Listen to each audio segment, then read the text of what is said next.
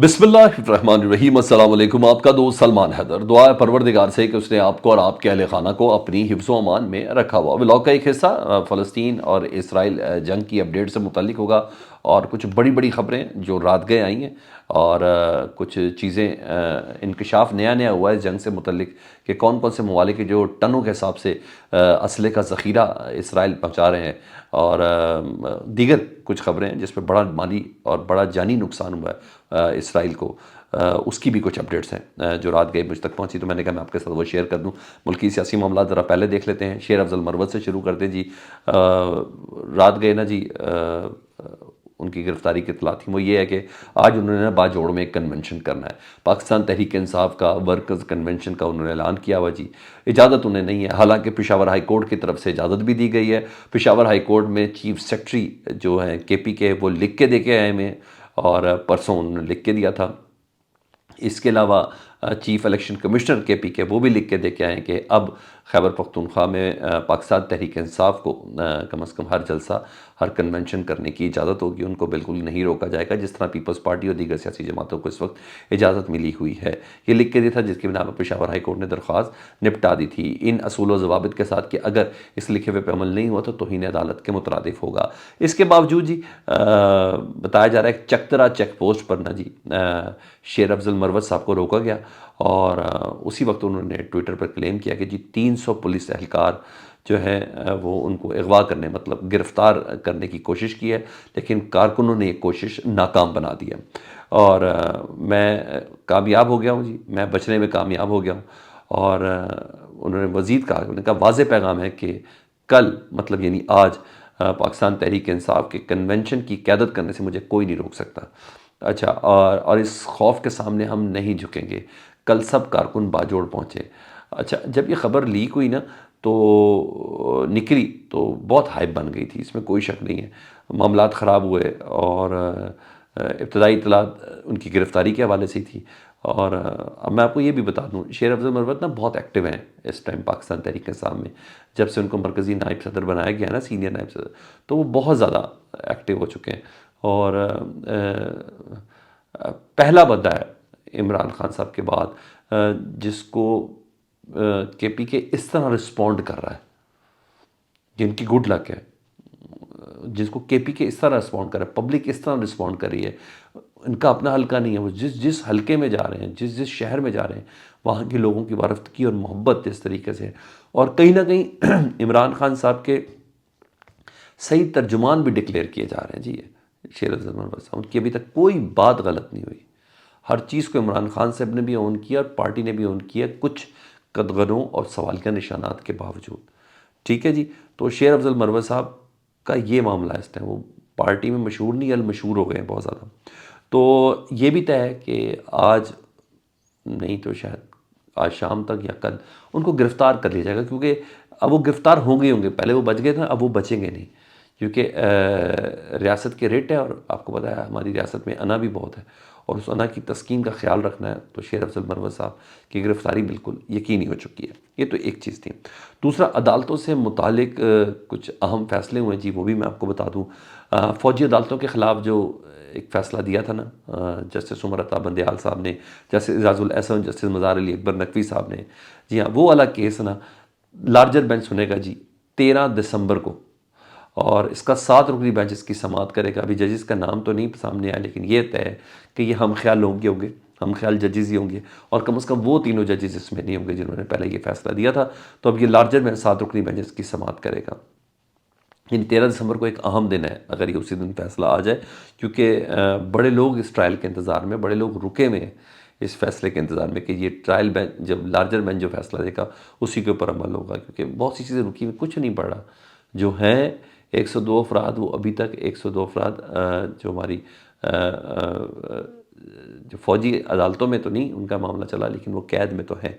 तो उनकी मुलाकातें उनके अजीज़ व अक़ारिब से कोई ऐसी रिपोर्ट नहीं है कि हो रही हो नहीं हो रही हो, क्योंकि वो इस फैसले तक रुका हुआ है इनका ट्रायल करना है नहीं करना है, कैसे करना और किस तरीके से चलना है, क्योंकि इस सिलसिले में सुप्रीम कोर्ट के 3 रुकनी बेंच ने फैसला दे दिया था।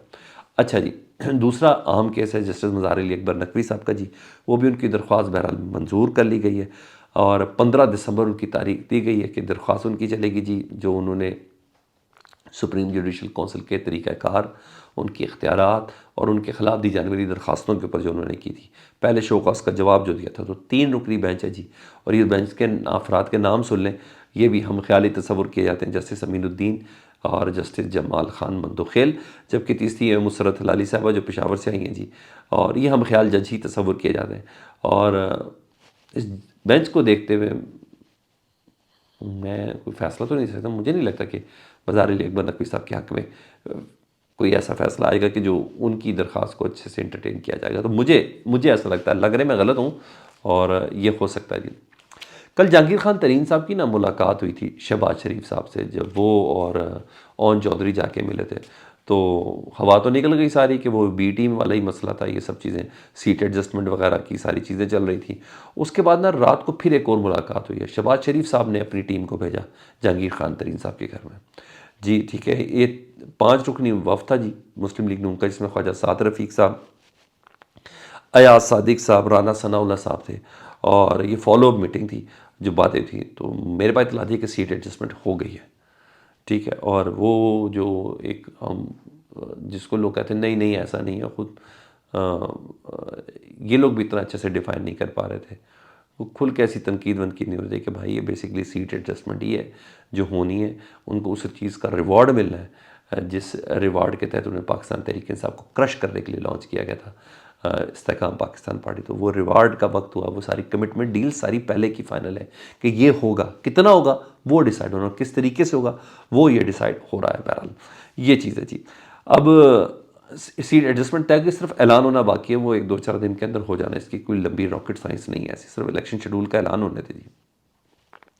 اسرائیل جنگ، اسرائیل اور فلسطین کے درمیان جو اس وقت چل رہا ہے معاملہ، اور جو ظلم اس وقت رکھا گیا، اس کی اپڈیٹ آپ کو دوں تو سب سے پہلے خبر یہ کہ یونائٹڈ نیشن نے نا فلسطین کے حق میں سیکیورٹی کونسل ہے 5 قراردادیں منظور کر لی ہیں جی۔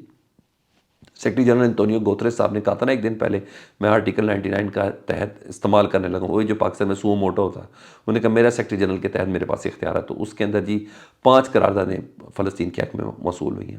ادھر اسرائیل کے وزیر اعظم نے یہ کہا ہے کہ بیروت کو وہ غزہ بنا دیں گے، دارالحکومت ہے نا لبنان کا، انہوں نے کہا بیروت کو ہم غزہ بنا دیں گے، اس کی دھمکی دی ہے، اور وہ کہتے ہیں کہ لبنان سے حزب اللہ کے اوپر حملے ہو رہے ہیں، حزب اللہ حملے کر رہی ہے ہمارے اوپر اور ہمارے فوجی مار رہی ہے، تو یہ وجہ ہے۔ اور حزب اللہ نے ویسے بھی 24 گھنٹوں میں نا برقی ٹارگیٹڈ کارروائی کی تھی اسرائیل کے اندر، اور حزب اللہ کے ان حملوں کے اندر 13 اسرائیلی فوجی مارے گئے تھے، تو میرے خیال ہے اس کے غصے پہ یہ بالکل خیال نہیں یقیناً ہے، اس کے غصے پہ یہ لوگ کہہ رہے ہیں، اس پر یہ دھمکی آئی ہے۔ اچھا جی، غزہ کی جنگ کے حوالے سے ایک اور انکشاف ہوا ہے کہ اس جنگ کے بعد 2 مہینے میں متعدد ممالک سے ہزاروں ٹن اسلحہ گولہ بارود اسرائیل پہنچایا گیا ہے۔